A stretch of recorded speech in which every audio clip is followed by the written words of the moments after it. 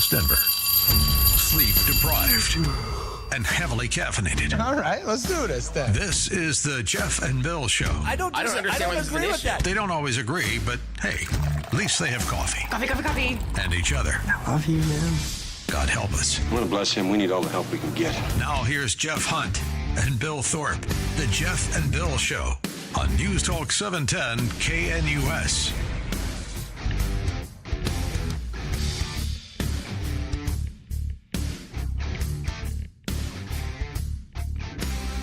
It's 8 a.m. in the Mile High City on this Friday, August 22nd, 2025. Good morning, Denver, Colorado. You've tuned in to the Jeff and Bill Show, News Talk 710 KNUS. I'm your co-host, Jeff Hunt, along with Bill Thorpe, bringing you the freshest insights and hottest takes from the right, left, and center. Great hour talking with Jeff Crank. And by the way, got this email from somebody. Yeah. Highly respected person in the community, but I'm not going to reveal who Which it is. means they don't know me. Just because I didn't. It's okay. No, not no, clear. But yeah, it's but, cool. but the essence of the email is important. You guys were super together. He's talking about Representative Jeff Crank and you, and during the debate. Mm-hmm. Yep, he writes, you guys ended up where you needed to be, respectful and understanding. It was inspiring to listen to adults having adult dialogue, treating each other as adults. That may be only the first time this week I've been called an adult. And I probably deserve not to be called an adult on most occasions. I appreciate that so much from the person sending in the message. Thank you. That was really good. And again, reached out to Jeff Crank and just thanked him profusely for his time and his willingness to dance. I can't tell everybody in the audience how much it means to me. Jeff's stuck here. It's like a work release program. I was telling him off the air that he's stuck. He's chained to that desk. There's nothing he can do about this and break this thing up. But there are some choices for the guests. And anytime that I have a guest that is willing to come in and dance in the way that Representative Crank is willing to, I value that more than I can ever. He and I may not agree on anything, but we absolutely are going to be friends. And I will defend his right to his opinion, his vote. And he's absolutely right that because I have this microphone, I'm afforded luxuries that a member of Congress isn't. And it's nice to know that I have that. And it's important. I mean, it got heated. You guys got going, but you landed the plane well. Yeah. And then Jeff texted in saying, tell Bill I had a lot of fun. Again, so Jeff's great. It's always up here in the head, never in the heart. That's where we operate here. If we're going to have these disagreements, they're going to be intellectual. I can. Yes, Jeff can. Yes, you can. You and I have a different relationship. That's a year and a half of working with you. You and I have a different relationship. You are the one. You are the one, my friend. We've got a lot to cover today. Big story. President Trump sent the National Guard to Washington, D.C., as you know. But how has it been? Well, since he's done that, violent crime has dropped more than 20%. Carjackings are down 80%. And for the first time in years, D.C. went to an entire week without a homicide. Hundreds of arrests have been made. Illegal guns, drugs, even immigration violations. You got to be a special kind of stupid to be living illegally in Washington, D.C. right now. So let's bring it home here to Denver. Of course, you know, Denver's facing its own crime problems. Our homicide rate has doubled. Auto theft skyrocketed. Fentanyl flooding the streets. Our downtown businesses are begging the city to do something about lawlessness on the 16th Street Mall. So here's the question I have for you all. If Trump's guard deployment is showing results in Washington, D.C., should Colorado consider doing the same in Denver? Would you want Jared Polis to unleash the National Guard down in Denver? Or would that be government overreach that makes the city feel like a police state? Join the conversation. Give us a call, 303-696-1971, or text us on the Dan Caplis Law Text line at 720-819-5115. Now is time for News and Comment with Blake Olson. Blake Olson. Blake Olson, News and Comment.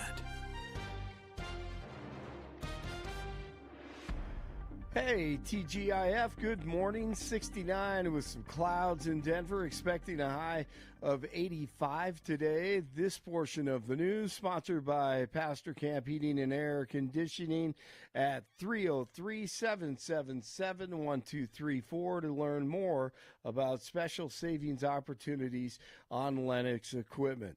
Our top story, FBI agents have raided the home of 47's National Security Advisor John Bolton, the milk mustache man, who loves war. He loves wars. Wars, wars, wars, and more wars. The raid was carried out this morning in Bethesda, just outside of D.C. So this is a live shot of his office in Washington, D.C., and we're looking right now, per our colleagues from Fox Digital on the scene, a couple of FBI agents loading some stuff into cars and leaving the scene. So clearly not as big of a presence at his Bethesda home, but notable. And as big of a presence as what Trump had to experience from the lefties. FBI Director Kash Patel wrote on X that no one is above the law. Bolton is a frequent Trump critic, of course, and previously accused of leaking classified material. No love lost between the two. And it's going to be a big day in D.C. A lot of things happening right now. The basis of that, we don't have full information yet, but we also just got a notice from the pool that they've been loaded into the vans for a movement this morning that was not on the schedule.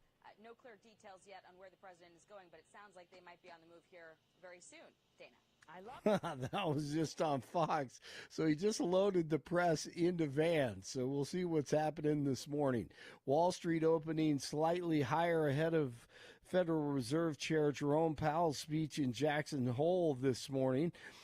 Investors hope to gain clarity on possible interest rate cuts ahead of the central bank's September policy meeting. Oh, let's hope so. The DJT administration preparing to hand documents over to the House committee related to convicted sex offender Jeffrey Epstein. The DOJ will begin delivering files today that could include all documents and communications in their possession connected to Epstein and his associate Ghislaine Maxwell. It's amazing. I mean, you talked about it, the record-breaking spending that we've had in Colorado. It's just out of control. Congressman Jeff Crank on with Jeff and Bill last hour. He knows tax cuts made possible by conservatives are great for Coloradans, and irresponsible spending by the lefties is horrible. The Democrats in this state, they just don't get it. You know, let's be clear. And the reason that the one big beautiful bill that we passed changed some of the revenue that comes into the state of Colorado is because we provided tax cuts to the American people. And, you know, most of the tax cuts that were extended were already accounted for. So those aren't the real problem for the Democrats. The ones that the Democrats really are fussing about is no tax on tips, no tax on overtime, you know, increasing the child tax credit and indexing it for inflation, senior tax exemption of $6,000. These are all the things that every Coloradan who makes under $150,000 a year, by the way, every one of those applies to folks who make $150,000 a year or less. That's what they're complaining about. And they have no idea. All great for Coloradans. Hey, yes, sir. I get emails from the White House to press, and I can give you a little update on what's happening. Yeah, I want to hear this. Okay. So they've taken them all to this thing called the People's House. It's a White House experience. It's a cutting-edge educational museum experience that tells the story of the executive mansion, its inhabitants, and the people. This is on 17th Street. President Trump is there with the press, and this is fun. This is one of the emails from the White House to media right now. POTUS currently in the gift shop. I just saw this video. So he's in the gift shop. He's in the gift shop at the People's House right now. Awesome, and it wasn't on the schedule. No. Oh, this is a whole series of emails. You want me to read it? This is funny. Okay. Let's hear it. And they're very quick. Okay. This is sent Yeah. out to media. It says, morning, everyone. We're loading into press vans for a morning field trip. We'll update location once we arrive. That's awesome. POTUS spotted getting into the Beast. Motorcade rolling now. Okay. Okay. Then it says motorcade has stopped on the corner of 17th outside of the People's House exhibit. Press pool now holding outside exhibit before going inside.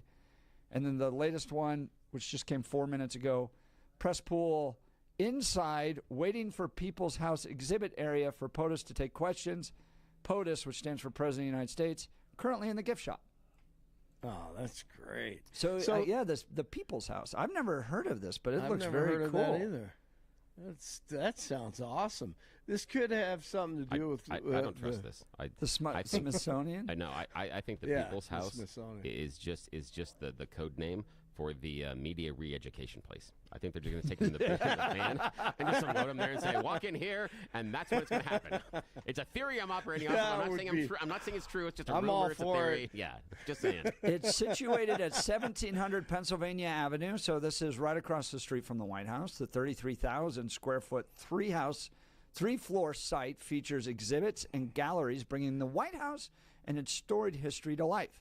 Visitors can interact with a large-scale White House model, recreation of the Rose Garden, full-scale replica of the Oval Office, recreation of White House moments, and more dimensional galleries combining immersive media and inventive scenic representation. So you've never seen that, huh? I didn't. I never even knew it existed. I don't know when they created this. Pretty cool. Wow. Well, that'll be interesting. I mean, so many things happening this morning with Bolton and then this, and he has scheduled last year, September 23rd of 2024. Yeah, and cool. This is wild in light of all the Bolton stuff. The president's just like, hey, I heard about this new thing. Let's go on over and see it. Everyone get in the vans, and we'll drive across the street. It's safe now. You can walk the streets. Yes, it is.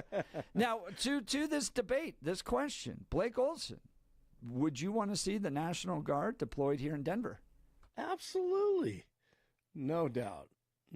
Just to clean up the place, the streets. I mean, the loitering and the camping and all the stuff that we see. Absolutely. I think that'd be great. It'd be great for every city. I can think of 35 cities that would benefit from this. Maybe 40. But Blake, aren't you just agreeing to a police state? No, because I don't even think they have weapons. I don't think they are. I don't think they're armed, but even if they are, so what?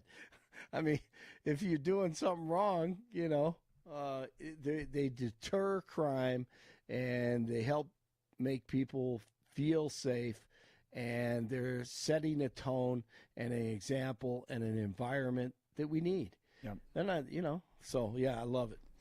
Jason in Denver is texting in. It's a media black site. All the press will be waterboarded with Diet Coke. Jason's always got the great press the red button. That'd be great, man. All right, the Rockies at the Pirates today. First pitch, 4:40. They lost to the Dodgers on Thursday. College football kicks off tomorrow. Broncos continue with the preseason as the regular season starts in a couple of weeks. 67 Littleton, 67 in Lafayette, 69 in Denver. Jeff and Billy continue. Blake Olson, News Talk 710, KNUS.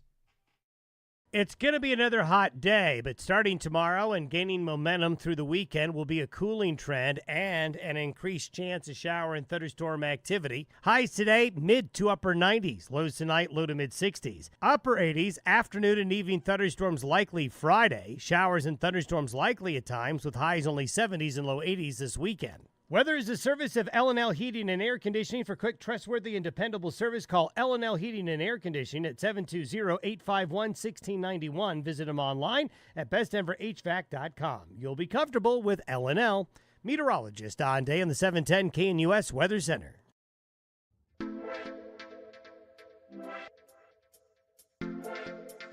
Welcome back to the Jeff and Bill Show. Let's talk Living in Colorado and having to deal with unpredictable weather, hail, snow, heavy winds, you name it, we got it. That's why you need a roofing company you can trust, and that's Colorado's Best Roofing. They're local, family-owned, and have served the Denver area for over 12 years. They understand our unique climate and know how to build a roof that lasts. So whether you need a repair after a storm or a whole new roof, Colorado's Best Roofing has got you covered. And here's what I really love.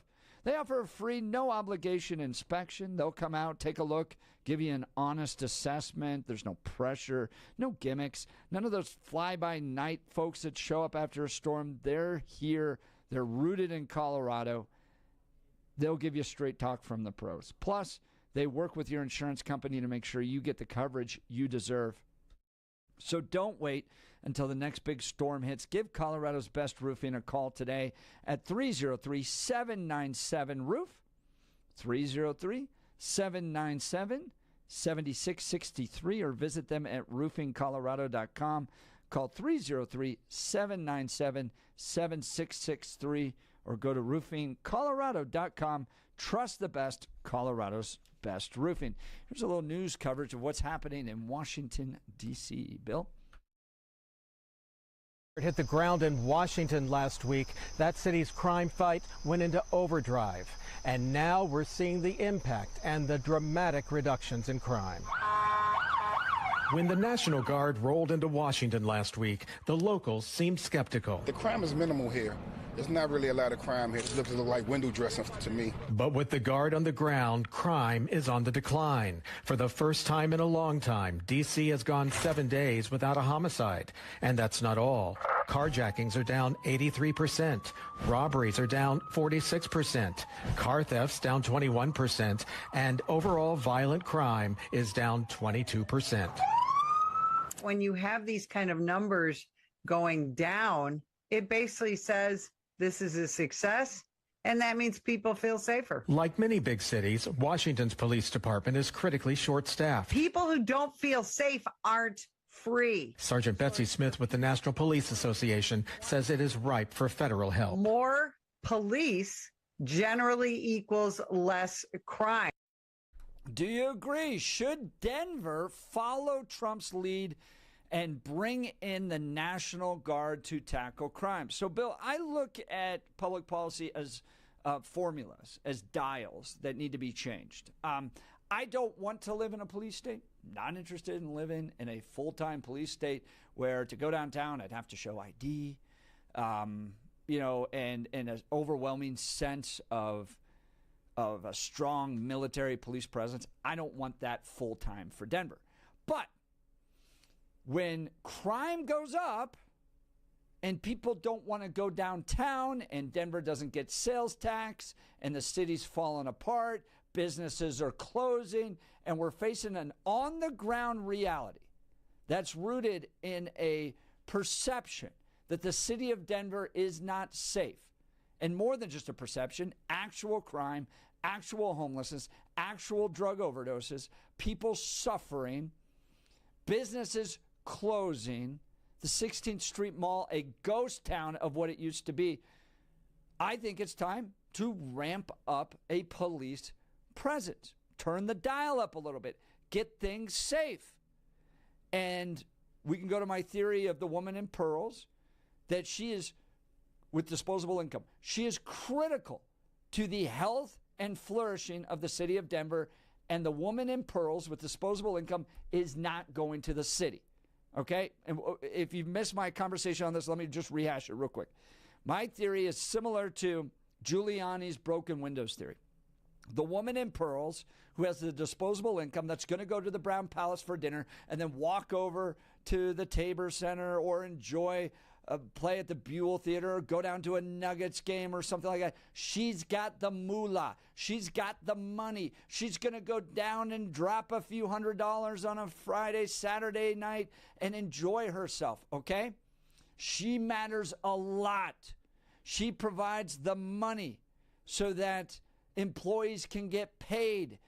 She provides the sales tax so that the city of Denver can operate. She is really, really important. And if she doesn't feel safe because of crime or even perceived crime In the city of Denver, she doesn't go down, and everybody suffers as a result of it. So I've said in the past, the mayor of Denver should make her his top priority. He should gear everything to getting her from Cherry Hills or Cherry Creek downtown, spending money, enjoying time so that people get paid, sales tax ends up in the coffers of the city, and right now she doesn't go down there. So what we're seeing in Washington, D.C. is the beginning of a crackdown on crime with the idea that they're going to change the perception of D.C. People are going to feel safe, go spend money, and the city will flourish. Should this same thing happen in the city of Denver? I think so. Your thoughts, sir? Well, here's the thing that I'm curious about. The question I've got for you that we can start with is, does a police presence equal a military presence in your mind? Are they the same? Can you accomplish a greater police presence without a military presence? Good question. Ideally, yeah, you'd like police to be able to do this all themselves, right? But what we've seen in Washington, D.C., what President Trump has been able to deliver is, with a strong military presence working in coordination with local police, that they are reducing crime. So maybe for a little bit of time, yes, we should have strong coordination between the National Guard and Denver police in an effort to tackle crime, send a strong message, and improve the city. And then when the military leaves, what happens? Crime could do one of two things. It could come back because we didn't do a good job incarcerating the guys that we arrested, and DAs just let them out, so they came back. Or things could improve. Are they necessarily going to improve without that increased police presence? Because you said that was the major deterrent to crime. And Yes. And the reason I ask that is because we know that Washington, D.C. has a police force deficit. They have Correct. not been able to hire the number of people that we want. So what I hear is individuals that are taking a scenario inside of Washington, D.C., which they already have a deficit on the number of police officers they need in order to adequately make sure they can protect the city as they need to. And the assumption is, well, it's not the fact that they're missing the right number of police officers. It's that they're not part of the military. What I'm worried about is this lean into an authoritarianism. I had talked about before the election that I knew that Donald Trump, or not knew, I felt, it's a better way to put it, I didn't know, it's not accurate. I felt Donald Trump was itching to deploy the U.S. military on American streets. This is the second time in his first 6 months that he has done this. I seem to have been proven right on my feelings. We can talk about the causality in relationships. That's, not at this point, I don't think is relevant. It's just the idea that it exists.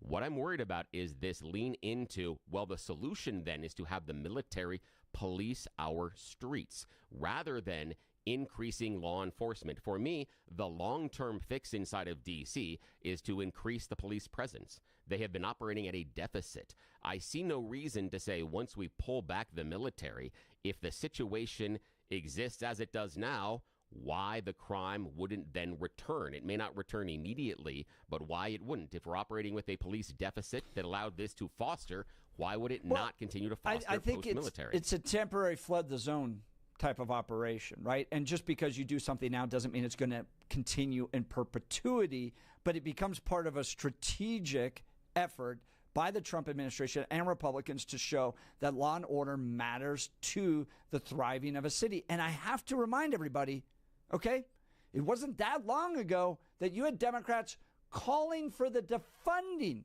of police. Oh, yeah, that was stupid. Right? And yeah, you never agreed with that. But the very woke left said that, our money needs to go into people providing essentially social services. We need more counselors on the street. And I think we've all learned that that didn't work. That it is good guys with guns that stop bad guys. And what Trump has done at this point is show we can move within 1 week, 7, 10 days. You can have a major impact in turning cities around by simply flooding the zone with lots of good guys with guns. Now, I don't need, I'm not agreeing that I want this to be all the time, regular.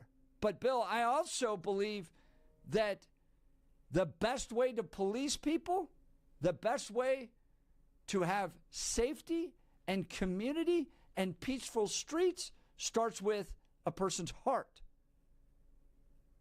Right? We bring in police to police a community that has failed internally.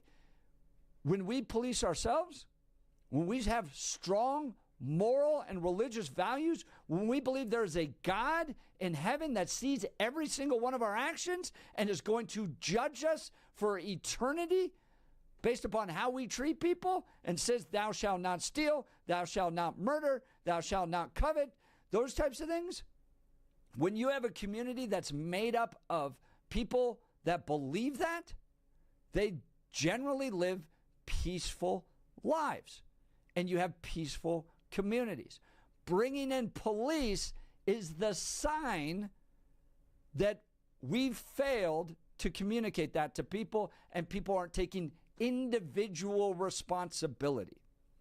Well, I want to start with the idea that you talk about this not being permanent and being temporary. There's already a bill being floated by a member of the GOP to make this permanent in D.C., to give Donald Trump permanent control. So I would disagree about the intention of this being transitory. I believe the motivation for this is permanent, and Donald Trump has talked about wanting to expand this. We can look at Can I question that real quick? Yeah, please. Yeah. So I think there's two things there. One, permanent oversight. The president can have permanent oversight. And then the permanent presence of National Guards members on every block. I see those as two separate things.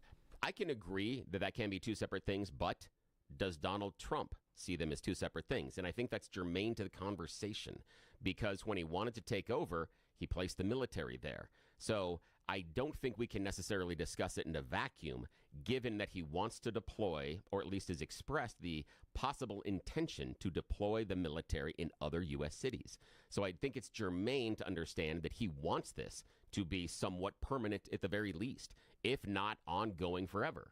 Now, the other part is we can talk about city streets and lack of crime and lack of burglaries and things, but we do have some examples around the world, as uncomfortable as they are, places like Russia and North Korea and China that don't have the same levels of street crime and violence that we do.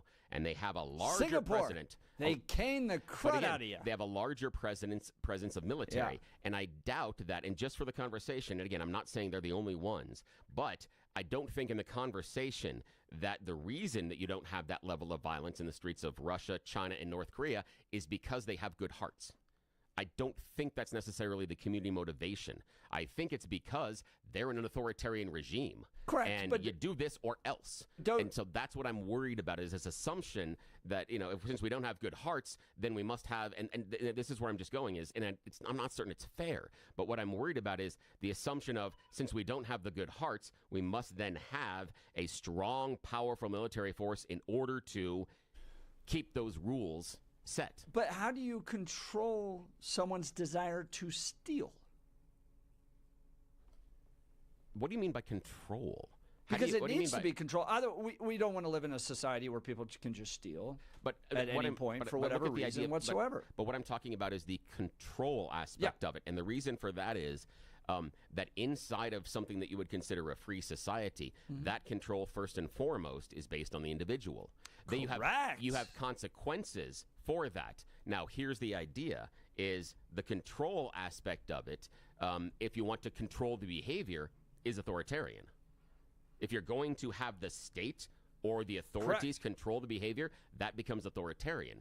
And so the result is, because I can't trust your heart, I must now trust the guys with guns to enforce these rules, and they're going to have a long list of those. That's what I'm worried about. Well, what are the alternatives? If you want a society where people don't steal, and if it's not the state and people with guns that prevent people from stealing, then what does? The question is this, rather than because I think the question is 180 degrees away from where it should be. Okay. Because rather than what stops them from doing this, perhaps we need to ask, what is the cause? What is the reason these individuals need to go out? Yeah, greed. I mean, that's a human condition. Things. Yeah, I understand. And so the idea of how is this going about? What is the reason? What is the cause? And why are they doing it? They had this whole thing about the rampant during COVID and coming out of it. We had this thing about people showing up all of a sudden at stores and breaking in and stealing everything. Turns out those were setups. Those were groups of individuals that were organized in doing that. It wasn't random violence. And so that was something that was organized and planned. It wasn't just that the people were getting out of control. It wasn't that the average person in the city had a bad heart or an impure heart. It had to do with crime. And we can talk about the enforcement on the other side of that. But if you're saying that what we needed to stop that from happening is to have military on the streets, I've got a real question. Or a security guard. Well, I've got a real question. Security guard's different than military.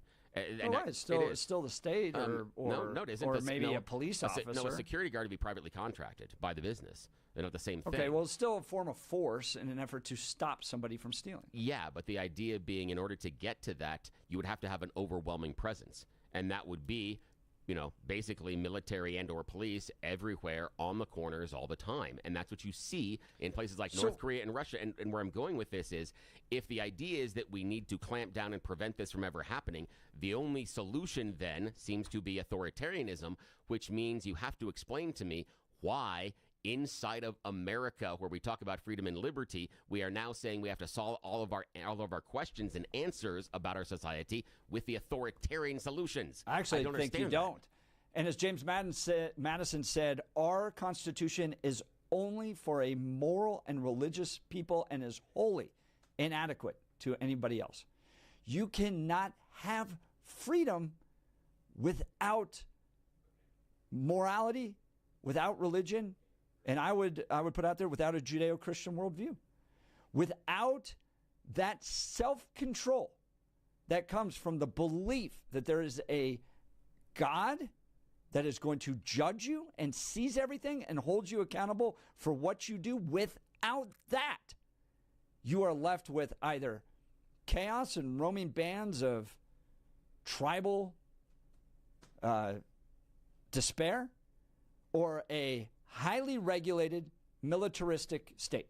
Now, those are the three options. I think those are the three options. You either have a moral and religious people that self-control themselves and say, we're not going to steal, we're going to control our envy, we're going to control our greed.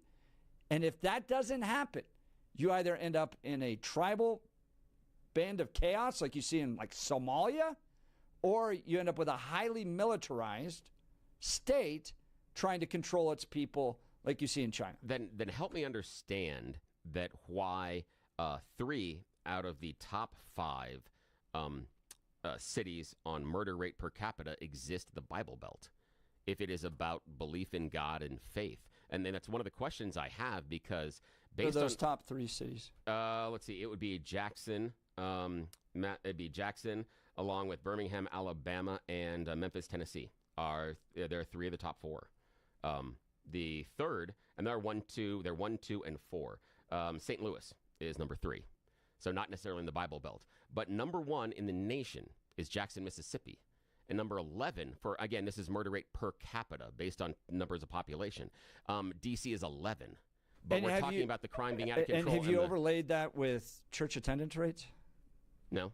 But again, we're rolling through the Bible Belt per se.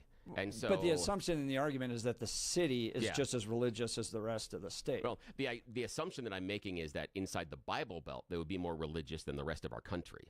That's what I'm making, and it may be an incorrect assumption, but I would assume that inside the Bible Belt, we would have higher religious affiliation and religious attendance inside of services. I may be incorrect on that assumption, but that's the question that I have. And the other question that this leads us to is, if Jackson, Mississippi is number 1, why are we not talking at all about deploying the military there? Why isn't the governor of Mississippi talking about it? We have the governor of Ohio. I don't think conservatives would be opposed to it. No, but the question is the why. if it is such a good idea, and this is all I'm asking for, is I'm looking for, if you guys like this tune, how come you're not playing the song in your house? And you look at Ohio. Ohio is sending National Guard troops to help out in D.C., yet Ohio has several cities that have a higher per capita murder rate than D.C. does. Why? Why would they be sending the National Guard to D.C. and not using it in their state if, and again... Well, Bill, if this works out, I think it's becomes a model for lots of cities. Again... And I've said, let's do it. Let's see if they have, or is this politics? But Bill, because I see the Ohio governor sending the Guard troops to D.C. as politics. Because if he thought this was working and a good idea, he would do it in his own state. Help me understand what I got wrong about the three scenarios. People either police themselves and you have limited government because they hold themselves accountable, believing that they're going to be judged by some almighty God at some point. Two, if that doesn't happen, it descends into tribal despair and little neighborhoods and roaming bands of people taking whatever they want. Or third, a highly militarized authoritarian government. What is the alternative? And what aspect of that am I missing? Where I would start with is I'm not certain about getting, and I'm not sure if it's only your first two or the only two choices per se, in part because of the religious leg that you put the first one on. Because I go back to John Locke and his idea of a social contract in communities. He doesn't necessarily lean as much on religion, and he leans on the idea of how a society functions and why things go back and forth. Hobbes does it as well, and Machiavelli does it to a different extent. But Prince. They all argue that people are activating or acting in their own self-interest. No, that's not necessarily what John Locke is arguing. He's talking about you do have self-interest. Definitely Machiavelli. Yeah, I know, but I know. I said he's at another end. Yeah, because the prince is at another end. That's self-interest. But again, Machiavelli argues that cruelty to enforce your rules isn't necessarily the best because the people that you're being cruel to oftentimes come for your head. So he does talk about being metered in the approach. He is much more authoritarian and much more top-down, but he does have that caveat inside of his writings, where John Locke talks about the idea of a social contract, that in order for us to come together, we have to understand the mechanisms that everybody has a role inside of this social kingdom. And why, if I decide that that I can do whatever I want to you as a member of society, I am breaking that social contract. I'm breaking the agreement. Yeah, it doesn't but who necessarily cares? lean on religion. I mean, somebody that's stealing cars in Washington, D.C., you think will stop stealing cars if they have a better understanding of the social contract? Now, here's the thing. What I'm asking is this, what I'm saying is this, is that you lean on the idea that unless I believe that there is another power that is going to punish me for this, I don't necessarily have the right choices. And that's not where some philosophers go with this. Yeah, but and that's what's where I yours, though? How do you stop somebody from stealing a car? Well, hang on. Wait, no. The issue being, I'm focusing on this, that the idea that it only exists in the realm of religion, I disagree with, because it can be more broad than that. You can have a number of people that may or may not agree on a particular religion, agree to live in a society that is mutually beneficial, that we aren't going to do X, Y, or Z to each other because it hurts the group in the society. We can put in rules and things afterwards, but that's the idea of the city-state and the social kingdom that John Locke talks about. And you think that exists outside of religion? Yes. Where? Because that's actually part of the foundation of what we have here in the country. Because if the founding fathers wanted to set up a theocracy, they would have. They didn't. They specifically did not set up a theocracy and leaned into the options. Hold on, you're saying that like America is built on a social contract, not on a historically Christian understanding of the world. What I'm saying is that America wasn't established as a theocracy, making the church in charge of everything, and instead they leaned more on the idea of a social contract that people of a variety of different backgrounds can come together. This was the idea of the melting pot, and then coexist. That's not historical. Yeah, it is. I literally quoted James Madison, one of the founding fathers, who said our Constitution is only for a moral and religious people and is wholly inadequate to any other. Yes. He didn't say our Constitution's for people based upon a philosophical understanding of the social contract. He said only for a moral and religious people. The moral side of that is it contains inside of the social contract, because if you're not going to follow the social contract, you're not going to necessarily have Aren't morals. you just redefining love your neighbor? All sorts of religions. And putting that in as a social contract and then dismissing that it's religious? No, not at all, because it can cross over from different types of religions, and someone who does not necessarily ascribe to any particular religion can see the value. Hang on, can see the value in loving your neighbor, can see the value in not stealing stuff from their neighbor. The absence of religion doesn't necessarily make you amoral. And that's the issue, is that there's a larger social contract that can exist, and that's where I go with this. And so that's the function of the society, that it's a large group of people that have come together, that have a variety of different views, that agree this is what's going to happen. Bill, a social contract of love your neighbor does not exist in an atheistic society, and it sure as heck doesn't exist in an Islamic society. It only exists in a Judeo-Christian society. It does exist in an atheistic society. Sure it can. Where? What's the atheistic society without historically Christian roots that exists on a social contract with no moral religion? What I'm looking at is I don't see necessarily the atheistic society, but I'm seeing atheists also participate in the social contract in America, and they don't run around trying to cut people's heads off 9 times out of 10. Though that's a different argument. We have people that are atheists that are in here without religious belief or consequences, that do act based on what we have agreed on our society's moral code. They do that. And that is because it's a historically Christian society. All right, we've got lots to get to. My goodness, we blew through this entire hour. This was classic Jeff and Bill discussion. Yes, you're listening to The Jeff and Bill Show. This is Denver's talk leader, News Talk 710 KNUS.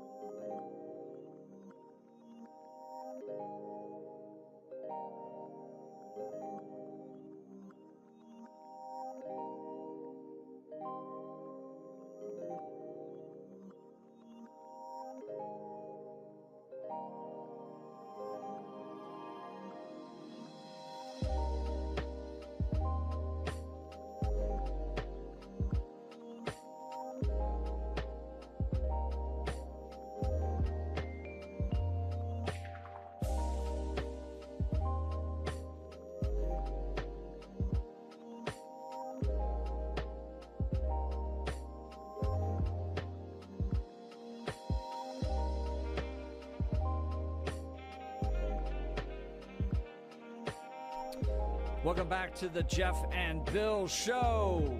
Billy, I think we're good. Oh, hey. Totally. All right. So I put this song in there because this is one of my favorite DC moments of all time. Oh, good. Okay. Good, I was at the Heritage Foundation 50th anniversary. I think it was 50th. And Dirk Bentley plays it. Ooh, nice. Okay. And it's a room full of like 1,000 DC people. Okay. Yeah. And Dirks goes, I got time for one more song. What song do you want to play? And the whole crowd goes, Drunk on a Plane. Wow. Jeez. That's amazing. That's absolutely amazing. I found that so funny. Oh, that's fantastic. Oh, the whole DC establishment. Everybody needs a drink sometimes. That cracked me up. And so based on a much. real life story, too. So. Is this? Yeah, this one is. And then there are a couple of these that do it. With Dirks? Yeah, I think the songwriter. I have to go back and look. look. Oh, the songwriter? But it might. I'm not sure. I'd have to go back and look. But yeah, there's a germ of truth that started in this one. Also, same thing with Take a Picture from Filter that people may remember from the 90s. Same thing. Huh. Over inebriated inside a plane. Yeah. I thought it was so funny. I'll play any song you want. Which one? Whole bunch of DC people in tuxedos saying play Drunk on a Plane. That's what they were doing later. Yeah. Let's go to the phone lines. Tony Littleton. Tony, how much do you love Trump? He's gotten crime out of DC. Yeah, that's awesome. You guys have had an interesting conversation this morning. You know, is this a good idea for Denver and for Chicago and for New York to do the same thing, right? I mean, that you were asking that question. That's right. You also then kind of settled into you either have a theocracy or you have an autocracy, and that's the only way to control. That's in the third option is anarchy or something is what I was getting. Well, not necessarily a theocracy. You know, theocracy is where the religious leaders pick who your government officials are. Yeah. Well, I think you need to. I think what would be really helpful for us all to understand this deployment is. I think, Billy, you ought to get on the phone to my alma mater, DU, and get one of their political scientists, one of their international studies people, a historian, have them on the air and ask them where we're at right now, because experts kind of across the board have settled in that we are now presently not a democracy. We are a competitive autocracy. And so, sorry, who voted Donald Trump into office in November for not a democracy? There's a vote. That's right. That's what a competitive autocracy is about. You still have votes, you still have elections, but the institutions are now all designed to serve one guy and to serve one party. And what we saw in Texas, what's going on in Texas, a perfect example. I mean, it's just a perfect example. And I don't want to get too far off the path. I'm simply saying that will tell you his motivation for picking D.C. and not picking a different city. Well, he could have gone to Jackson, Mississippi, and maybe you know this and maybe you don't. They sent 200 guardsmen up to D.C., and their people are saying, well, wait a minute, we got 4 times the murder rate of D.C. Why don't you use them here? And they're, well, no, because we need to have, pardon me? Let's do it. Well, I guess we don't do that as a rule of thumb. And his idea is to get the nation used to the idea of having military in the streets. So what happens when? But it seems like we're pretty used to just having crime in the streets. We have a million protester march of some kind, and he declares it an emergency, and he needs to have it controlled by the military, because it's a protest against his policies, and then he can call the military out on those protesters. That is exactly why we do not put the military on the street. Military on protesters? Where's that happening? That's his next step. He's trying to get the nation comfortable. That was the causation in L.A. partially. Well, yeah, I wouldn't say. I've been around a lot of protesters. Throwing rocks at ICE is not the same as being a protester. But, Tony, I appreciate it. We're just up against some time here. All right, let's talk Dan Caplis with Dan Caplis Law. I've known Dan for a long time. This guy has delivered for 40 years, helping people who are hurt in serious motor vehicle crashes. I think the world of the guy. And if you are hurt in an injury case, Dan Caplis has got to be your first call. Dan is believed to be the only lawyer in Colorado history. Well, maybe after the ambulance. But once you're starting to build your team in an injury case, make Dan Caplis a call. Give Dan Caplis a call. Dan is believed to be the only lawyer in Colorado history to win 5 straight multi-million-dollar verdicts in Colorado crash cases. Dan is also believed to have won the largest truck crash verdict in Colorado state history. Dan Caplis Law is the official law firm partner of the Denver Nuggets and the Colorado Avalanche. Dan Caplis Law is a serious firm for serious cases. Dan accepts righteous injury cases on a percentage fee basis so that he can represent good people from all walks of life without regard to ability to pay. So if you need Dan's help, give him a call. Here's the phone number, 303-770-5551, 303-770-5551, or hit dancaplisLaw.com. That's Dan, C-A-P-L-I-S, law.com. Well, coming up in the 9 o'clock hour, not only are we going to be joined by Jeff Hildebrandt and get some cowboy poetry coming, but big case coming out of New Mexico to the 10th Circuit that could affect Colorado. And it has to do with waiting periods when it comes to your guns. New Mexico putting in a week-long, 7-day waiting period. But as the 10th Circuit has decided that they are going to reverse a lower court's decision and has ordered an injunction saying that the 7-day waiting period likely violates the Second Amendment. Right now we got in Colorado a 3-day waiting period. But if you want to own certain guns, you got to jump through a lot of other hoops. Semi-automatic gun with a detachable magazine, you got to go take classes now, and all this stuff is just getting so burdensome for legal gun owners to continue to purchase guns and protect and affirm their Second Amendment rights. So, could this case affect Colorado? Well, we're going to talk with folks from Colorado State's Legal Foundation coming up, and then into the weekend with some cowboy poetry. Man, it's been a week, Bill, hasn't it? Yes, it has. Has it ever? Bill and I have got to talk sometime to what happens to both of us once the show's done. Yes. It's a lot. It is. It's a lot to debate for 4 hours. You're listening to The Jeff and Bill Show. We are 710 KNUS.